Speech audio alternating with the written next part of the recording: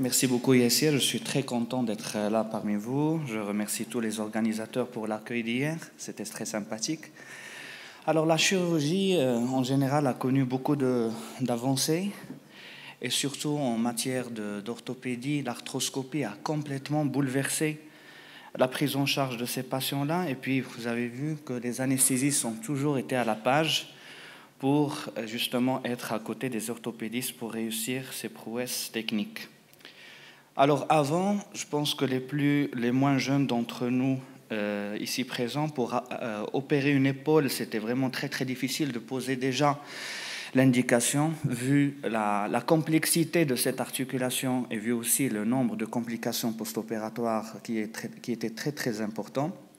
Et l'avènement de l'arthroscopie a vraiment complètement bouleversé la prise en charge de ces patients-là, tant sur le plan diagnostique que sur le plan thérapeutique. Alors, lorsque l'anesthésiste est en face de cette situation, donc il y a plusieurs problématiques. La première problématique, c'est le choix de la technique anesthésique. Est-ce qu'on va faire une anesthésie générale? Est-ce qu'on va faire une anesthésie loco-régionale? Est-ce qu'on va combiner les deux? On ne sait pas. Et puis, concernant la préférence de pratiquement le maximum des orthopédistes, c'est de mettre le patient en demi-assise. Donc, comme vous le savez, il y a toujours un risque d'hypotension artérielle avec une hypoperfusion cérébrale qui peut causer des dommages donc qui sont très délétères pour le patient et surtout aussi le problème de risque de maladie thromboembolique vu la position, la séquestration de sang au niveau des membres inférieurs. Alors, concernant le premier problème de la diminution de la pression artérielle, déjà, il faut savoir que la pression artérielle moyenne est différente du site lorsqu'on veut évaluer cette pression artérielle moyenne. Comme vous le voyez ici, donc sur la... Excusez-moi, il n'y a pas de curseur, c'est pas grave. Donc, au mollet, déjà, si on a 80 mm de mercure, il faut savoir qu'au niveau du bras, on aura 60 mm de mercure. Qu'au niveau du polygone de Willis, on aura 35 mm de mercure, qu'au niveau du cortex cérébral, on aura 25. Ça veut dire que la pression artérielle qu'on mesure n'est pas vraiment la pression réelle du patient et il y a un risque très très important d'ischémie cérébrale en cas d'hypotension artérielle. Alors cette étude-là montre que les valeurs de pression artérielle moyenne sont intimement liées à la perfusion cérébrale en oxygène. Comme vous voyez, donc là, les pics qui sont à gauche, donc ça coïncide avec l'hypotension artérielle. Chaque fois qu'il y a une hypotension artérielle, il y a une diminution de la perfusion cérébrale en oxygène. Ça a été démontré par la spectrophotométrie et ça a été démontré aussi par le Doppler transcrânien. Dans cette étude-là, publiée en 2017, donc des Japonais ont démontré la même chose, qu'à chaque fois qu'il y a un épisode d'hypotension artérielle, il y a forcément de la désaturation en oxygène au niveau du cerveau, d'où l'intérêt de monitorer cette saturation en oxygène en périopératoire. Il faut savoir aussi que chez les jeunes, il y a peu de problèmes d'hypoperfusion, même avec des tensions qui sont basses, mais pour les patients qui sont âgés, qui sont hypertendus, la courbe est déplacée vers la droite. Ça veut dire qu'il faut des pressions artérielles moyennes très très élevées pour assurer une bonne perfusion cérébrale et il faut que les anesthésistes fassent très très attention à ces variations-là. Un autre problème, c'est comment on va ventiler ces patients en cas de choix de l'anesthésie générale. Cette étude-là démontre que les patients doivent être un peu hypoventilés en péropératoire parce qu'ils ont démontré que le fait d'avoir une pression artérielle en CO2 un peu élevée, au-delà de 45 mm de mercure, permettait d'augmenter le débit sanguin cérébral et bien sûr, elle va prévenir les risques d'hypoperfusion cérébrale. À l'étape péropératoire, il faut surtout voir est-ce que le patient est hypertendu, qu'est-ce qu'il a comme traitement en cours, les statuts Azania, malompathie pour l'intubation. Pour les sujets âgés, il faut voir aussi les fonctions cognitives parce qu'il faut les comparer en préopératoire et en post-opératoire et surtout examiner le rachis cervical parce que le plus souvent on a des myélopathies cervico-arthrosiques et le fait de les mettre en position assise, il faut toujours protéger le rachis pour qu'il n'y ait pas de lésions secondaires. Et puis il ne faut pas hésiter à ausculter la région cervicale pour voir s'il n'y a pas de souffle carotidien auquel cas il faut contre-indiquer la position demi-assise et proposer la position en décubitus latéral. Et bien sûr, le plus important, c'est d'obtenir le consentement éclairé du patient.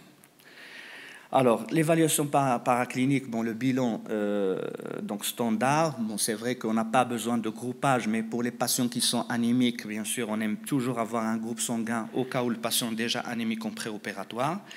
Et puis la radiologie, pour les patients qui ont des antécédents d'allergie, de bronchopneumopathie chronique obstructive, il faut disposer d'une radio pulmonaire en préopératoire. Et bien sûr, pour les sujets âgés pour lesquels on a retrouvé un souffle à l'examen clinique, il faut compléter par un échodoppler cervical pour s'assurer qu'il n'y a pas de plaque d'athérome.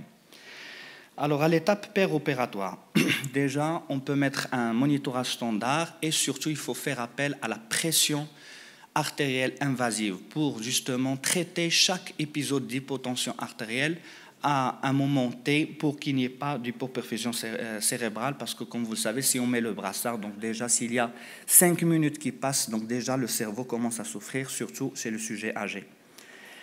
Quant au monitorage spécifique, on a vu qu'il y a une désaturation en oxygène au niveau cérébral, donc il faut suivre ça par la spectrophotométrie et bien sûr pour les interventions qui devraient être longues, un petit peu, qui vont se prolonger dans le temps, il faut monitorer aussi la température parce que les malades ont tendance à faire de l'hypothermie. Bien sûr, il faut protéger la tête lors de la position assise, protéger le cou aussi. Parfois, il y a même des équipes qui mettent des minerves mousse qui ne vont pas gêner la position pour le chirurgien. Et bien sûr, la position assise, on l'a dit tout à l'heure, ça donne une séquestration de sang au niveau des membres inférieurs. Donc là, on utilise toujours de la compression pneumatique pour les membres inférieurs. Et puis, on peut utiliser aussi les couvertures chauffantes pour protéger le malade contre l'hypothermie. Donc, cette étude-là, publiée en 2016, donc, des auteurs hindous ont montré que le liquide d'irrigation permettait de diminuer un peu la température du patient et surtout augmenter la pression de plateau du respirateur. Donc, il faut faire très, très attention aux pressions. Et cette étude-là a démontré que le fait de mettre un bloc interscalinique en préopératoire permettait de préserver cette température du patient. Concernant l'entretien de l'anesthésie, le sévoflurane était un peu moins efficace que le desflurane, puisque le desflurane assurait une bonne narcose en préopératoire sans qu'il y ait d'autres effets secondaires. Pour les patients qui ont des contre-indications anesthésie générale, donc là je vous présente un case report qui a été publié en 2016. C'était un jeune qui était connu asthmatique avec la bronchopneumopathie chronique obstructive et chez qui l'anesthésie générale était complètement contre-indiquée. Donc les auteurs ont proposé de mettre en place un bloc interscalinique en préopératoire et puis faire l'entretien de l'anesthésie par la kétamine. Comme vous le savez, la kétamine, c'est un narcotique qui permettait une bronchodilatation pulmonaire et surtout une bonne analgésie, et ça permettait de compléter le geste chirurgical sans qu'il y ait d'anesthésie générale. Donc l'anesthésie locale est possible, mais chez certains types de patients. Alors, à l'étape post-opératoire, il faut absolument que le patient retrouve bien sûr toute sa tête, c'est l'objectif, d'autant plus que la plupart de ces interventions-là se font en ambulatoire. Il faut bien sûr assurer une bonne analgésie pour qu'il puisse effectivement assurer une bonne kinésithérapie en post-opératoire. Donc là, c'est une étude chinoise qui a été publiée en 2017 et qui a démontré que le fait de mettre les patients, des sujets âgés sous anti-COX-2 en préopératoire et aussi en utilisant la dexmédétomidine, qui est un narcotique en seringue électrique, permettait de réveiller les patients le plus rapidement possible et qu'il y ait de moins d'effets secondaires sur le cerveau. Concernant la comparaison de l'ALR, donc là, il y a une supériorité du bloc interscalinique par rapport au bloc suprascapulaire, comme en témoigne cette courbe-là. Donc le groupe de patients qui ont bénéficié d'un bloc interscalinique permettait d'avoir de meilleurs scores de douleur en post-opératoire. Concernant la concentration des produits, donc il n'y a pas de recommandation, mais dans cette étude-là, donc les auteurs ont comparé 3 groupes qui ont reçu 0,75, 0,5 et 0,25. Ils n'ont démontré aucune différence significative entre les groupes, donc ils ont préconisé de mettre juste 0,25 qui était aussi efficace et sans grand nombre d'effets secondaires. Ces patients-là, chez qui on prévoit d'avoir une douleur au-delà de 24 heures, il vaut mieux mettre en place un cathéter pour justement assurer une bonne analgésie et pour assurer aussi la sortie des patients, puisqu'on a dit tout à l'heure que la plupart des patients ont été traités en ambulatoire. Concernant les adjuvants qu'on met avec les anesthésiques locaux pour améliorer l'efficacité de cette douleur, donc la dexaméthasone était efficace en injection intraneurale, contrairement à la clonidine qui est efficace lorsqu'on l'injecte dans l'espace sous-dural, mais par contre dans l'articulation de l'épaule, ça ne marche pas. Lorsque les blocs interscaliniques ou suprascapulaires ne marchent pas, on n'a pas pu les faire, une bonne analgésie multimodale peut faire l'affaire. L'essentiel, c'est que le patient n'ait pas de douleur en post-opératoire, qu'il puisse faire sa kinésithérapie rapidement. Bien sûr, c'est une intervention qui n'est pas du tout anodine. Fort heureusement, les complications sont rares, mais lorsqu'ils surviennent, ils sont dramatiques, surtout si on n'a pas fait le diagnostic et on ne les a pas traités à temps. La première complication qui est la plus fréquemment observée, c'est la paralysie diaphragmatique qui est pratiquement présente chez la plupart des patients. Dans cette étude-là, donc on a démontré que le fait de coupler l'échographie à la neurostimulation permettait de réduire l'incidence de cette complication. La deuxième complication qui est aussi rare, c'est le pneumothorax. Bon, là, il ne faut pas chercher le coupable. Est-ce que c'est l'anesthésiste, est-ce que le chirurgien? L'essentiel, c'est de reconnaître cette complication, de la traiter rapidement et que le patient s'en sorte bien. Alors là, je vous présente un case report. Parfois, il n'y a aucun facteur de risque chez le patient et quand même, il fait un pneumothorax. C'est-à-dire l'étiologie est indéterminée, mais l'essentiel, c'est de reconnaître cette complication lorsque le patient désature en péropératoire et que les manœuvres de recrutement ne sont pas du tout efficaces. Il faut savoir protéger le plexus cervical parce qu'on a des branches qui sont très superficielles. Donc l'anesthésiste et le chirurgien doivent faire très très attention à l'installation et la position du patient pour qu'il n'y ait pas ce genre de complications. Et puis le syndrome de Claude Bernard-Horner, qui est la diffusion d'anesthésie locorégionale au niveau du plexus cervical sympathique. Donc elle est fréquente aussi, mais sa fréquence a nettement diminué grâce à l'utilisation de l'échographie dans l'utilisation du bloc interscalinique.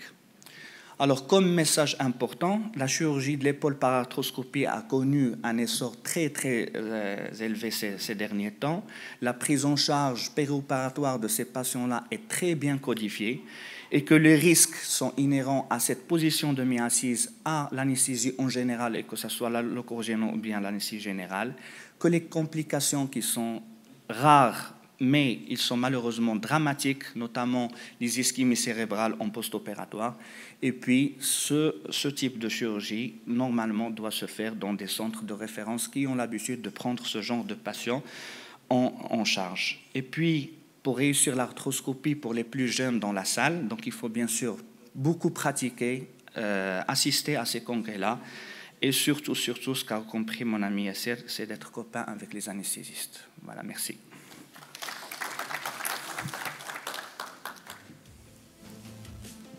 Donc, un grand merci à notre ami professeur Cherkab pour cet exposé qui nous a éclairé sur ce qui se passe de l'autre côté du champ dans ce genre d'intervention. Et j'invite tout de suite la salle à poser des questions si l'on a. Professeur Falli. Bonjour, merci beaucoup parce que c'est très intéressant et c'est toujours... Alors moi j'ai une remarque et une question. La remarque c'est que quand on opère dans plusieurs cliniques ou à l'hôpital, chaque anesthésiste il a un protocole. C'est bien codifié vous dites, mais chacun fait comme il veut. Et moi ce qui m'inquiète toujours dans l'habitude que j'ai, c'est que finalement, j'assois le patient très progressivement, on reprend la tension à plusieurs reprises. Et alors là, j'ai deux questions. Vous dites que c'est codifié, mais est-ce qu'il y a une recommandation écrite pour ça? Comme ça, on pourrait la communiquer à nos anesthésistes. Et la deuxième, c'est la pression sanguine. Où est-ce qu'il faut la prendre? Parce que finalement, il y a un bras qui est occupé. Et les anesthésistes, il y en a qui aiment le mettre au pied ou à la cheville, d'autres au bras. Qu'est-ce que vous recommandez?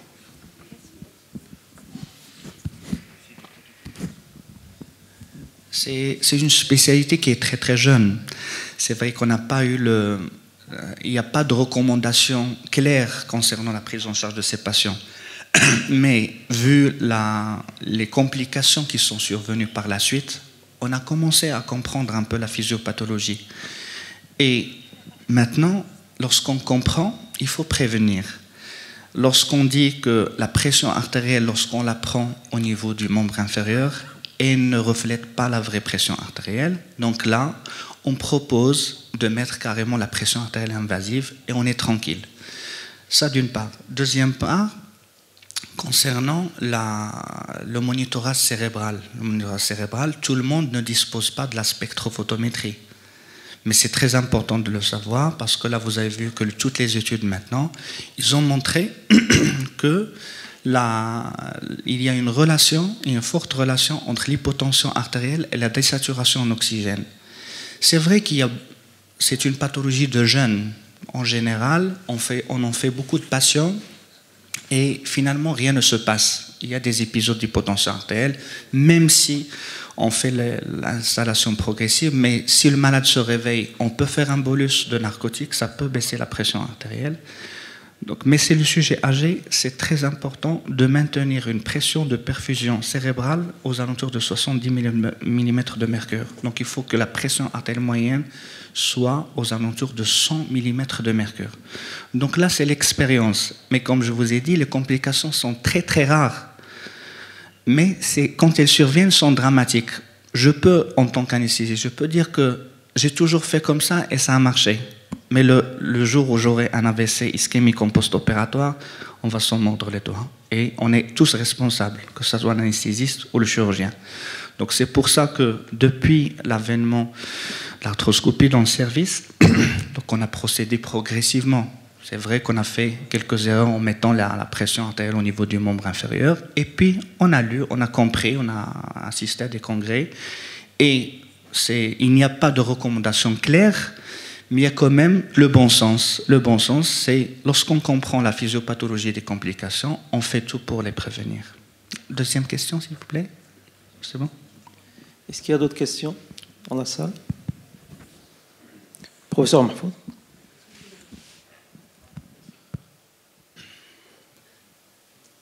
Je pense, merci mon ami, je pense que c'est le problème de tension artérielle. Qu'est-ce que vous voulez dire par la pression artérielle invasive? Invasive, c'est de mettre la pression au niveau de l'artère radiale, c'est-à-dire le membre qui ne va pas être opéré, et on aura la pression artérielle à chaque battement cardiaque. Au lieu d'avoir une pression faussée au niveau du membre inférieur, et on a un délai de 5 minutes entre les deux prises, parce que les meilleurs moniteurs donnent un intervalle de 5 minutes, mais 5 minutes, il y a beaucoup de choses qui peuvent se passer. Donc le fait d'avoir une pression artérielle invasive permet d'avoir la pression artérielle à chaque battement cardiaque. Donc dès que vous avez une pression qui est basse, vous allez rapidement traiter cette hypotension, justement pour qu'elle ne se prolonge pas et pour qu'il n'y ait pas de désaturation cérébrale. Donc ça demande un appareil particulier, parce que oui, tous les moniteurs maintenant disposent de la pression artérielle invasive. Donc il y a trois niveaux. Donc il y a le CLD4 qu'on met au niveau de l'artère, il y a la tubulure et on a un câble spécial. Merci. Voilà. On est pressé par le temps. Donc merci professeur Charqab. Merci.